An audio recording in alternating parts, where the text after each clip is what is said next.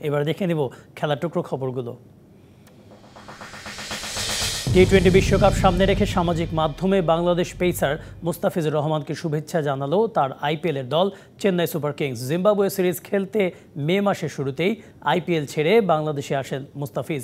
তবে তাকে মনে রেখেছে চেন্নাইয়ের হয়ে দারুণ ফর্মে ছিলেন ফিজ। দলটার হয়ে 9 ম্যাচে 14 উইকেট নিয়েছিলেন এই কাটার মাস্টার।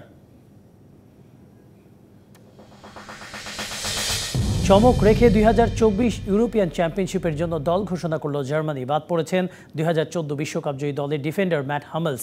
27 সদস্যের দলে রাখা হয়নি বায়ার্ন মিউনিখ তারকা সার্জি নাব্রি ও লিওন গোরেৎস্কাকে।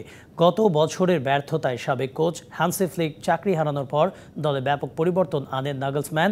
এই দল নিয়েই ইউরোর আগে ইউক্রেন, গ্রিস, স্কটল্যান্ড ও হাঙ্গেরির বিপক্ষে খেলবে জার্মানি।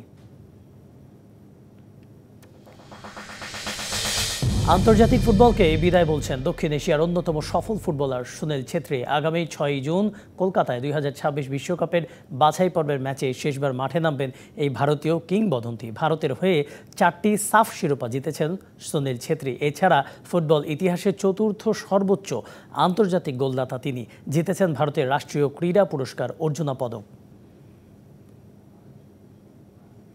নগদে 500 টাকা বা তার বেশি পেমেন্টে পেতে পারেন ঢাকায় জমিসহ 20 কোটি টাকার পুরস্কার।